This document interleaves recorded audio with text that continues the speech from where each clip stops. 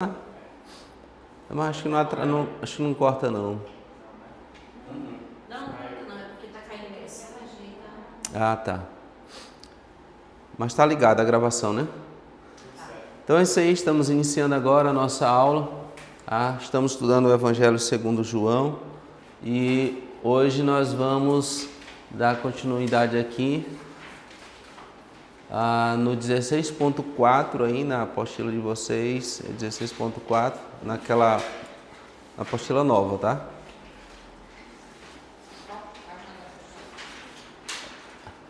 Lá nessa nova, não é essa primeira que eu passei não. Mas vocês podem acompanhar por aqui, tá? A partir de Atos dos Apóstolos já não vai ter mais esse problema. Então aqui, ó, caminho para a paixão e confrontos finais. Nós vamos estudar agora do capítulo 13 até o capítulo 20, tá? A gente vai até o final agora do Evangelho segundo João, e aqui nesse capítulo 13, nós temos essa reta final do ministério de Jesus, tá?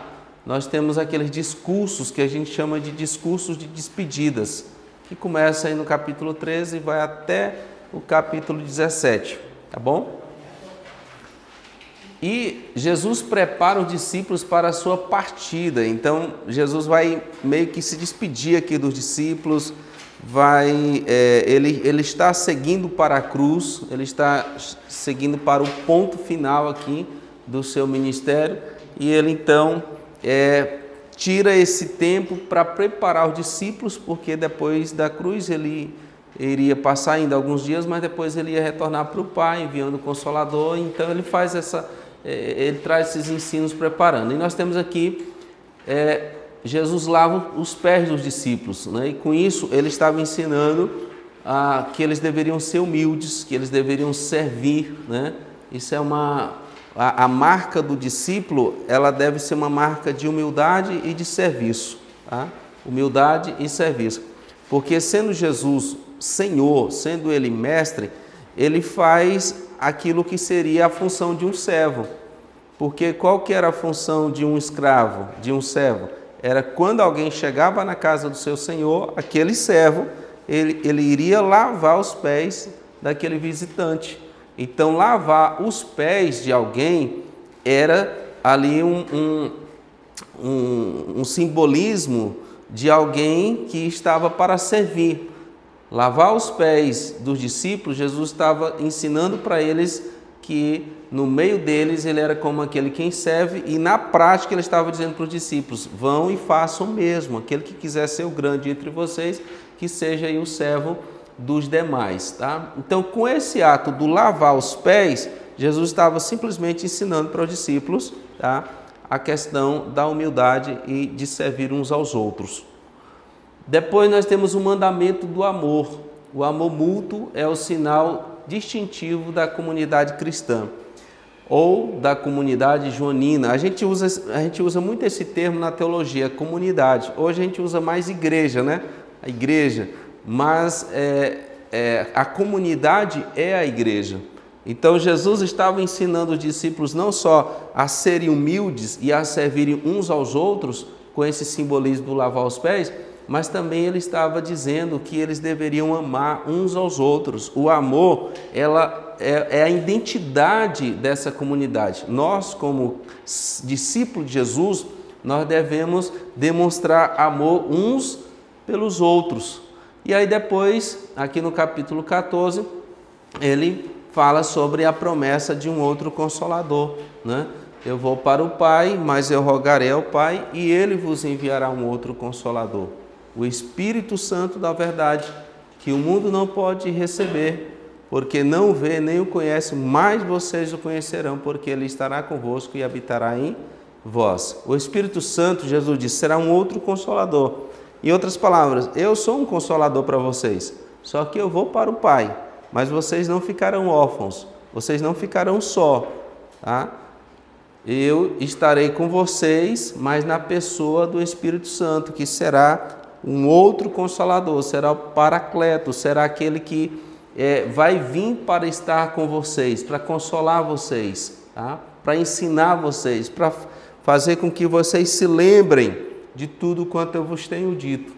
Inclusive, Jesus fala lá no capítulo 14, versículo 26, e aquele Consolador, o Espírito Santo que o Pai enviará em meu nome, ele vos ensinará todas as coisas e vos fará lembrar de tudo quanto vos tem dito, né? E é interessante essa questão, ele vos fará lembrar, que na verdade o Espírito Santo faz a gente lembrar daquilo que Jesus falou, né? Para os discípulos era daquilo que Jesus falou, porque os discípulos tinham ouvido do próprio Cristo. E para nós, o Espírito Santo faz a gente lembrar de quê? Daquilo que está escrito na palavra, porque nós não tivemos o privilégio de ouvir pessoalmente Jesus, mas as palavras de Jesus estão nas Escrituras. Então, quando nós estudamos as Escrituras, no momento oportuno, o Espírito Santo nos faz lembrar, tá? Para aquilo que venha glorificar a Deus. Agora eu pergunto, tem como o Espírito Santo fazer a gente lembrar daquilo que a gente nunca viu, daquilo que a gente não conhece, daquilo que a gente nunca leu?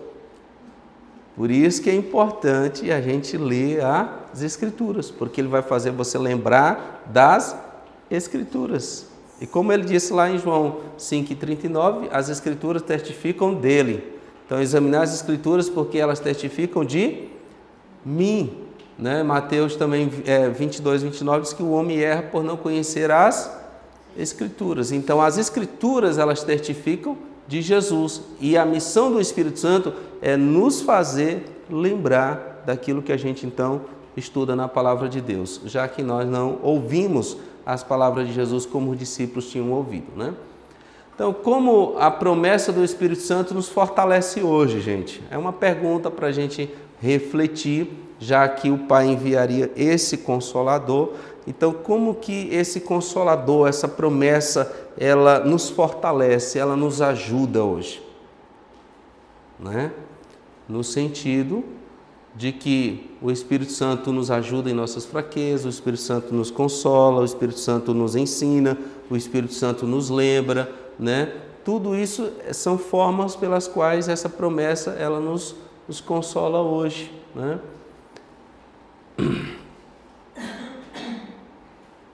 Olha eu tentando passar aqui, é o costume. Gente, se ficar alguma pergunta no conteúdo, vocês fiquem à vontade para perguntar, tá? Caminhando para a paixão e confrontos finais. Ensinos centrais do discurso de despedida. Então, nós estamos tratando do discurso de despedida de Jesus, que começa no capítulo 13 e vai até o 17. Inclusive, é muito interessante vocês pegarem a Bíblia de vocês em casa e fazer a leitura desses capítulos, do 13 ao 17, e ver todo esse ensinamento de Jesus ali, esse discurso de despedida dos seus discípulos.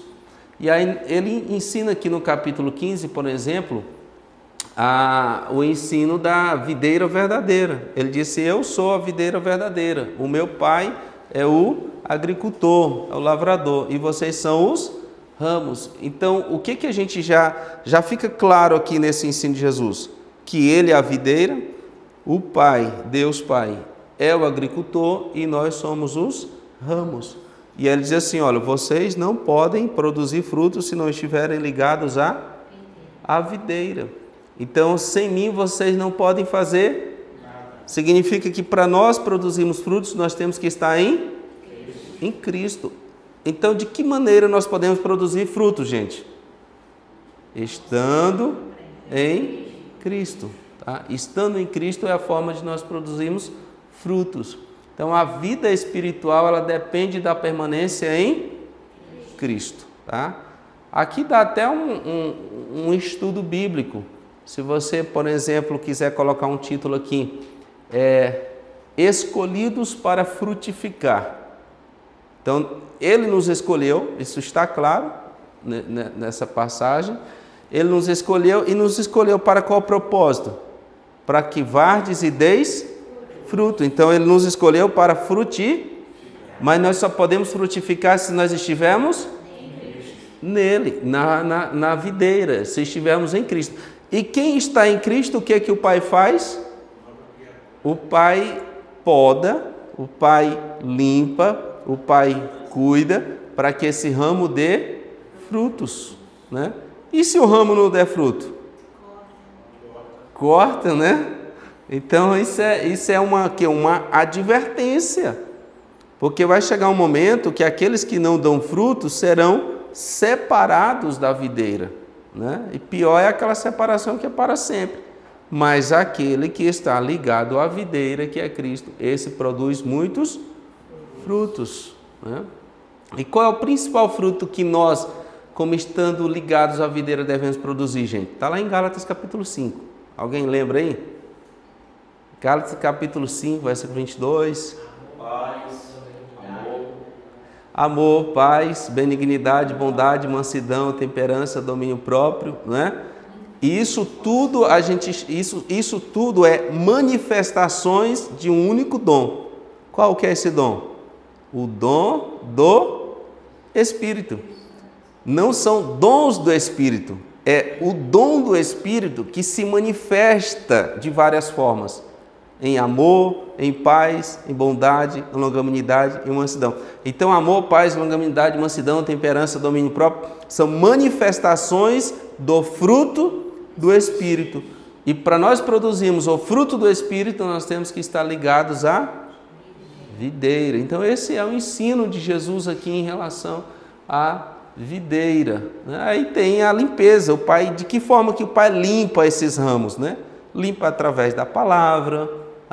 E aí você já pode entrar na Bíblia mostrando que a palavra que faz a limpeza, a poda desses ramos para que eles possam dar frutos, e daí você vai desenvolvendo sua mensagem, seu sermão. Às vezes a pessoa ela é um pouco raivosa, né? Tem certas atitudes que não condizem na vida cristã. Isso. O Espírito Santo vai lá o Espírito Santo vai ajudar essa pessoa, e aí é aquela pergunta lá atrás, de que forma o Espírito Santo ele nos conforta, nos consola. Então o Espírito Santo vai ajudar essa pessoa a produzir o fruto da longanimidade, da mansidão, da temperança, do amor, né? Então, um outro ensino de Jesus aqui também, nessa reta final, é o amor e a obediência, né? Amor e a obediência. A amizade com Cristo se manifesta em guardar seus mandamentos.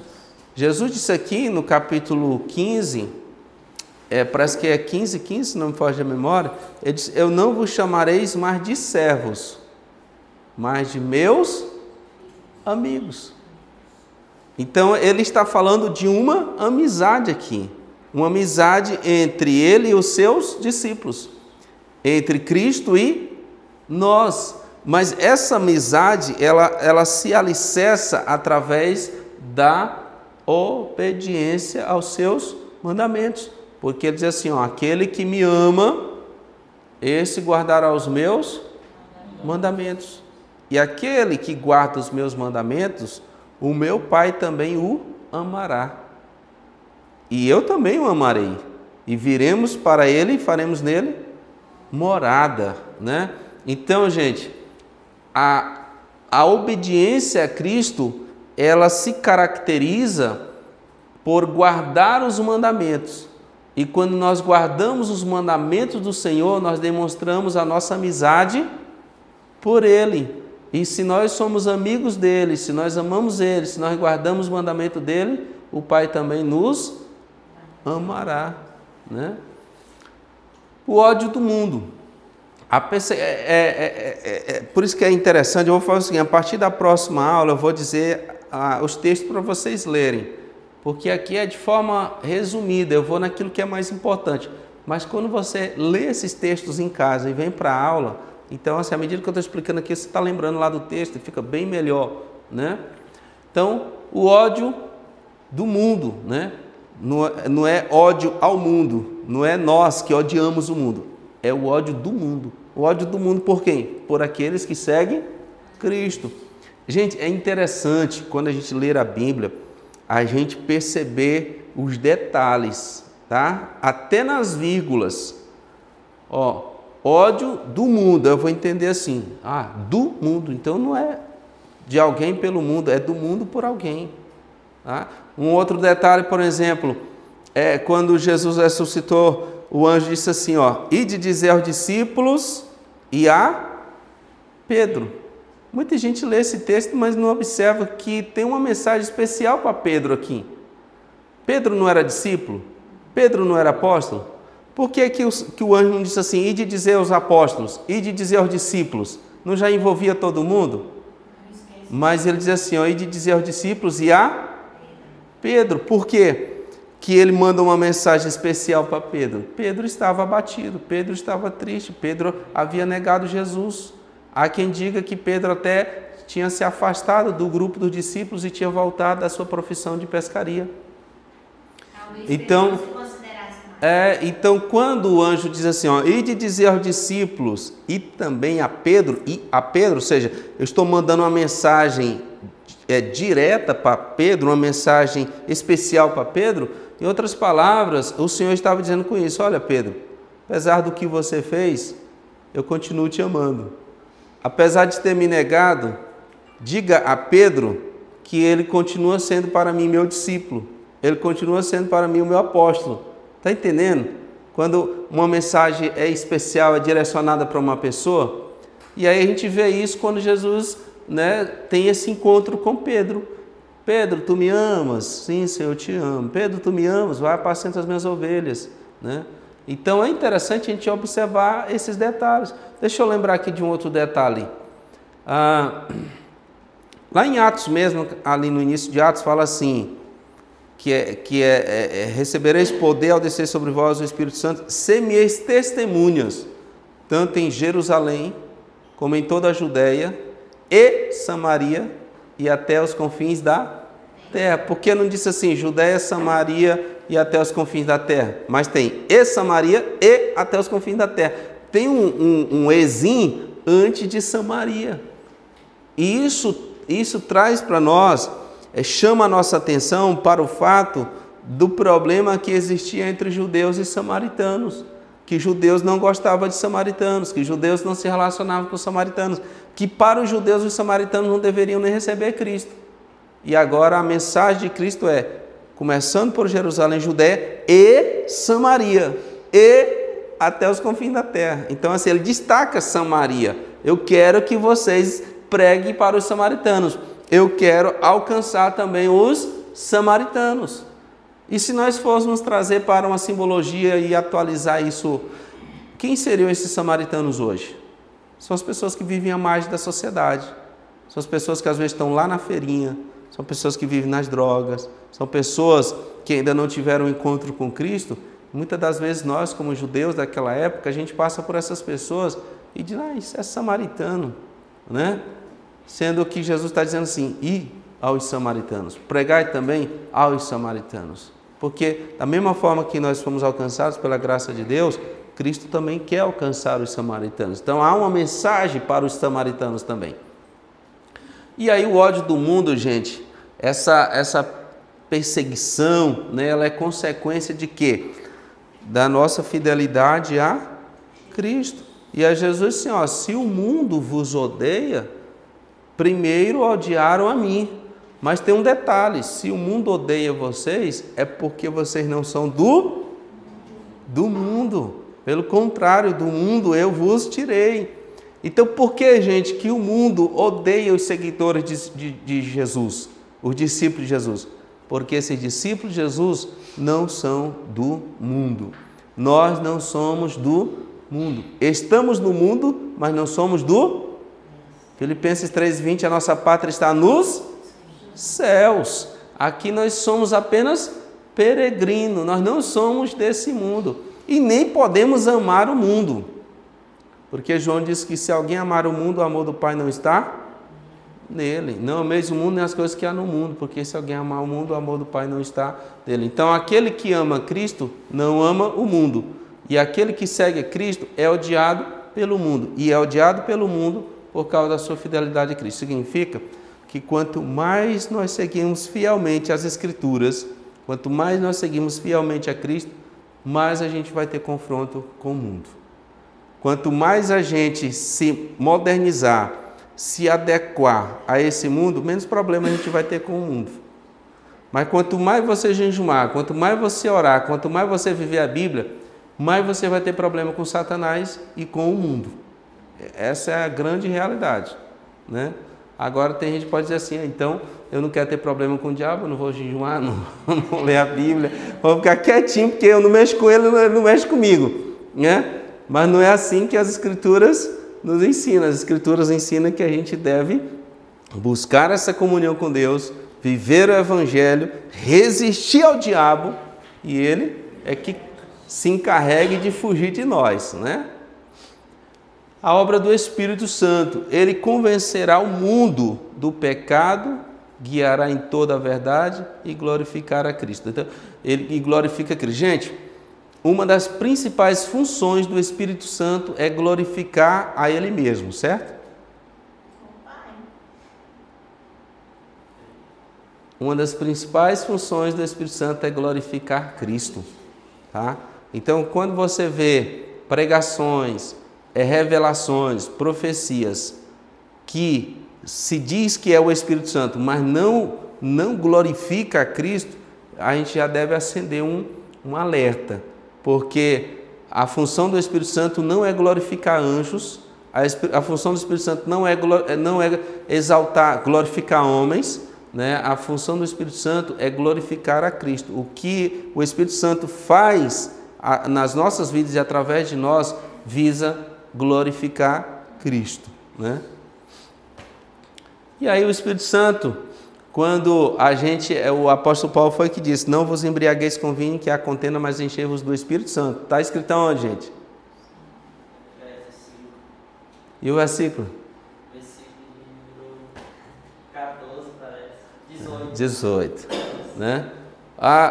Efésios 4:31 diz que nós fomos selados pelo Espírito Santo. Não entristeçais o Espírito Santo de Deus, o qual está selado para o dia da redenção. Mas no 5:18, Paulo disse, não vos embriagueis com vinho que há contenda, mas enchei-vos do Espírito Santo.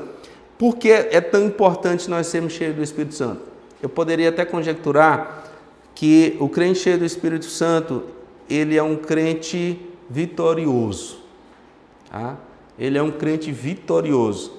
Lá em Juízes 6, ninguém entendia como que Gideão, com 300 homens, venceu 135 mil midianitas. Tem condições de uma coisa dessa? 300 contra 135? Mas ele foi vitorioso porque o Espírito de Deus estava com ele. Lá em Juízes 13, por exemplo, ninguém entendia a força de Sansão. Mas o texto diz assim, o Espírito do Senhor veio sobre... Então, quem tem o Espírito Santo, ele não é só vitorioso, mas ele é forte. Quem tem o Espírito Santo, ele também não se contamina. Daniel 1:8, e Daniel sentou no seu coração o propósito, não se contamina. Não, porque quem tem o Espírito Santo não se contamina com esse mundo, não se envolve com as coisas pecaminosas desse mundo. Quem tem o Espírito Santo na vida, quem é cheio do Espírito Santo, o Senhor é com ele. Lá em 1 Samuel, capítulo 16, versículo 18, quando for descrever as características de Davi, de ser animoso, é sisudo, é de gentil aparência, mas tem um segredo. O Senhor Deus dos exércitos é com ele. Então, quem é cheio do Espírito Santo, o Senhor é com ele. E quem é cheio do Espírito Santo, contempla a glória de Deus. Atos capítulo 7, versículo 55. Estevão, cheio do Espírito Santo, fixando os olhos nos céus, viu a glória de Deus. Ele viu a glória de Deus, mas antes o texto disse que ele estava cheio do... Então o segredo para a gente ver a glória de Deus, a manifestação de Deus, os sinais de Deus, os milagres de Deus, as maravilhas de Deus, é estarmos cheios do Espírito Santo, tá? Que é o nosso Consolador enviado pelo Pai, que desceu lá no dia de Pentecostes, né? E ele convence o mundo do pecado, da justiça e do juízo.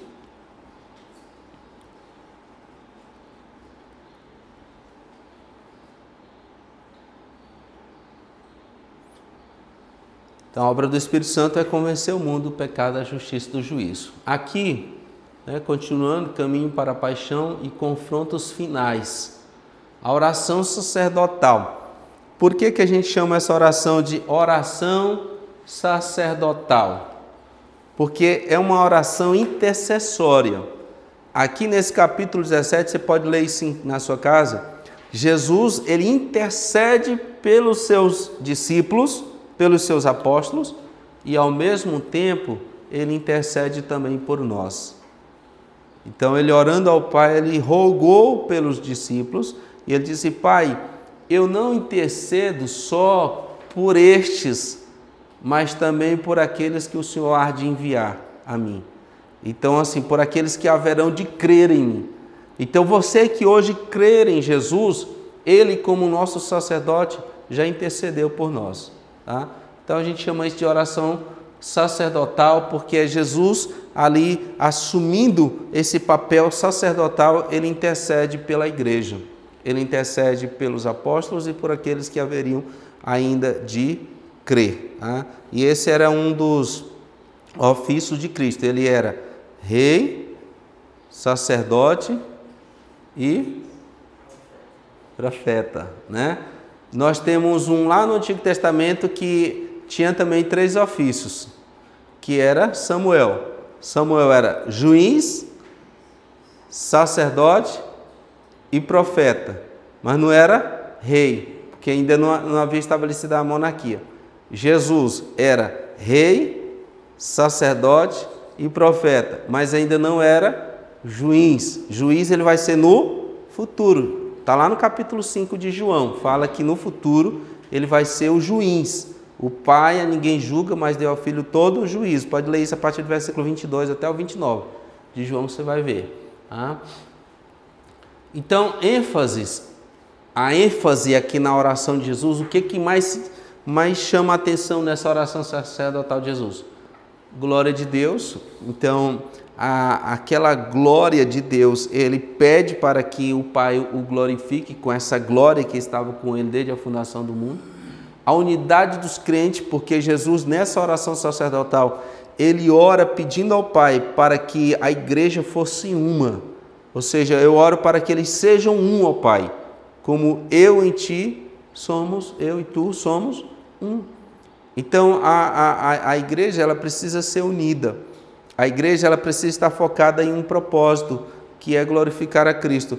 E vocês sabiam que um dos grandes segredos do crescimento da igreja é a união, é a comunhão? Esse é um dos maiores segredos do crescimento de uma igreja, comunhão. Até porque o Espírito não habita onde há contenda. Mas se você olhar para Atos 1:14, diz que as mulheres e os apóstolos estavam unânimes. O que é isso? Unidos em oração.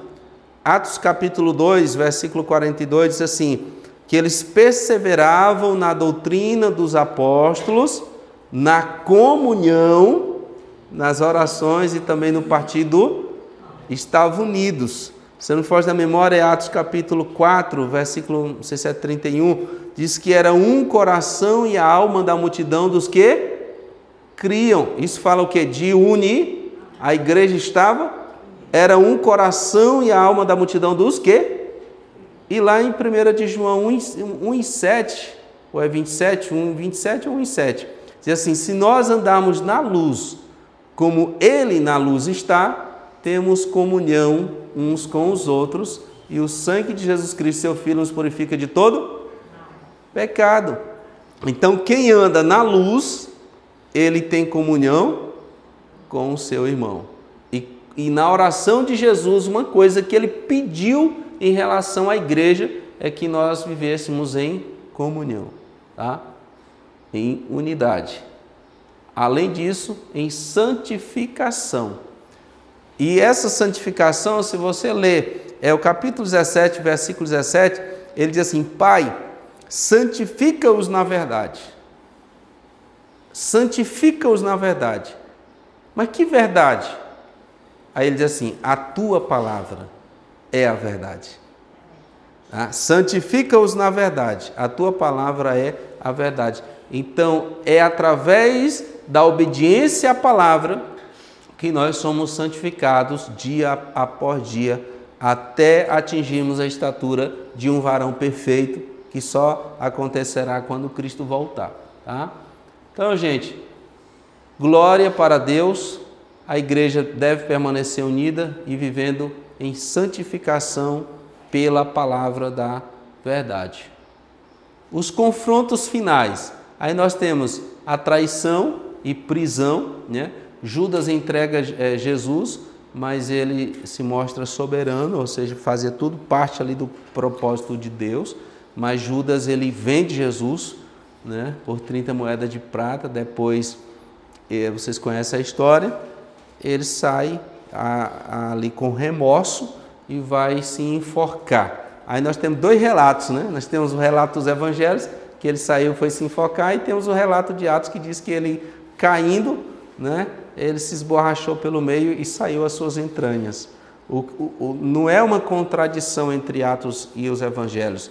Nós temos uma explicação a mais do que aconteceu. Possivelmente Judas saiu, foi se enforcar, e ele tendo caído, quem sabe caído ali da árvore, o galho da árvore ou a corda, de forma que nesse se enforcar, porque o texto dos evangelhos diz que ele foi se enforcar, então quando ele foi fazer isso, de alguma forma, possivelmente ele caiu, e quando ele caiu, ali era uma região de muitas pedras pontiagudas, provavelmente uma daquelas pedras deve ter rasgado ele, e o Atos dos Apóstolos acrescenta esse detalhe, que as suas entranhas saíram, né?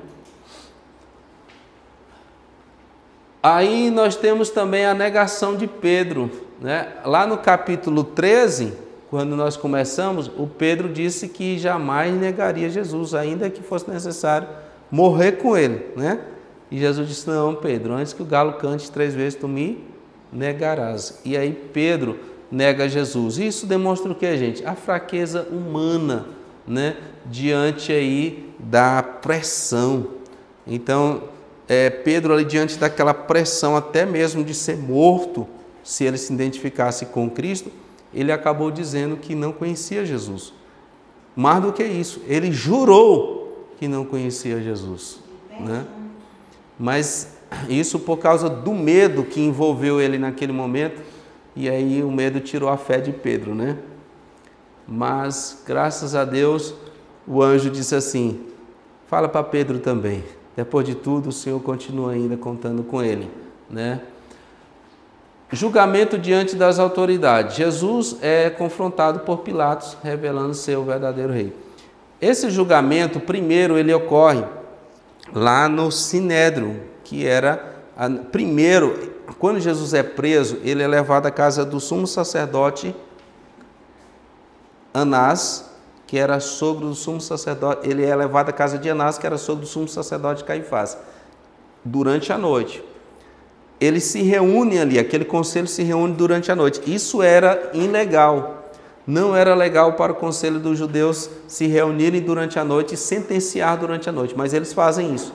Só que para dar uma aparência de legalidade ao conselho deles, eles se reúnem novamente pela manhã, mas a decisão foi tomada durante a noite.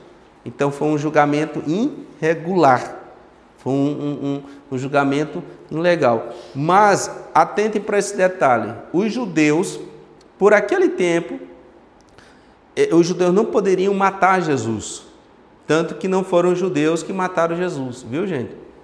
Não preguem por aí dizendo que os judeus mataram Jesus. Quem matou Jesus foram os romanos. Os judeus entregaram Jesus aos romanos e os romanos crucificaram Jesus.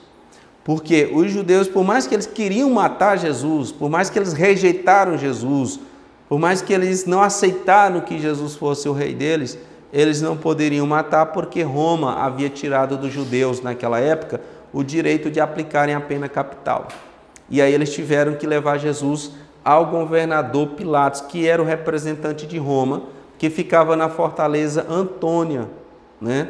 Então, eles levaram, mas eles sabiam que uma acusação religiosa não faria com que Pilatos sentenciasse Jesus à morte.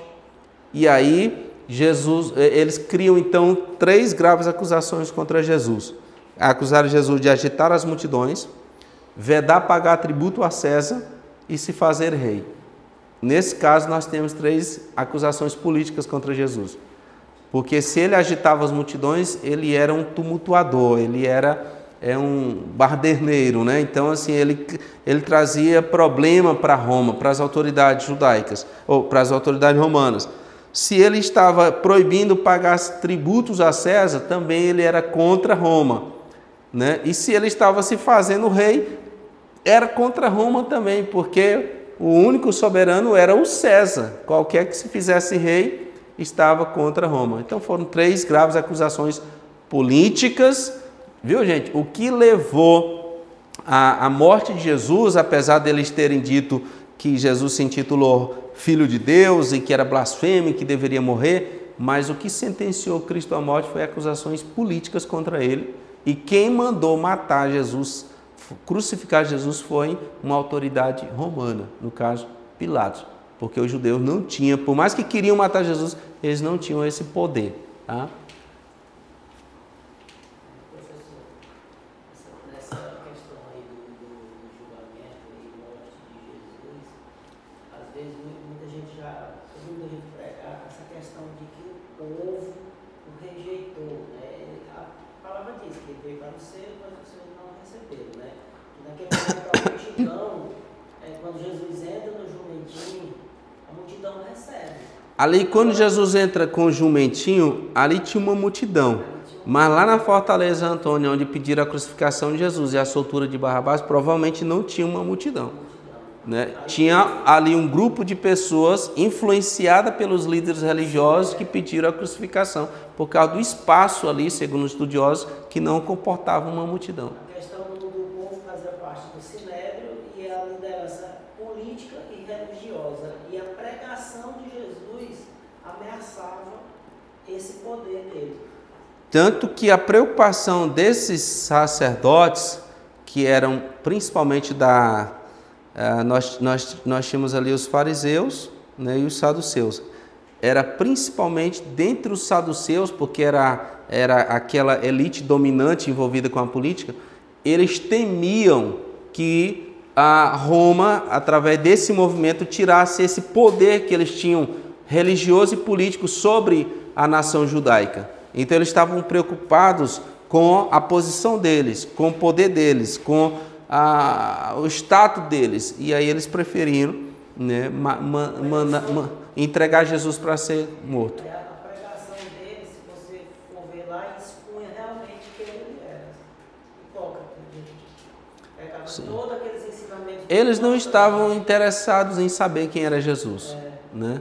Até porque Jesus não falava a língua deles. O Martin Luther King, ele diz uma coisa: se você não quer arrumar inimizade, não manifeste suas ideias, né?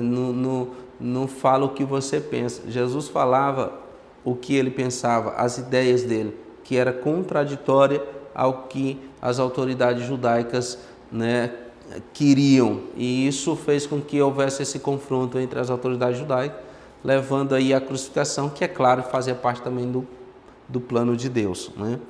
Era através da crucificação que nós teríamos redimido os nossos pecados.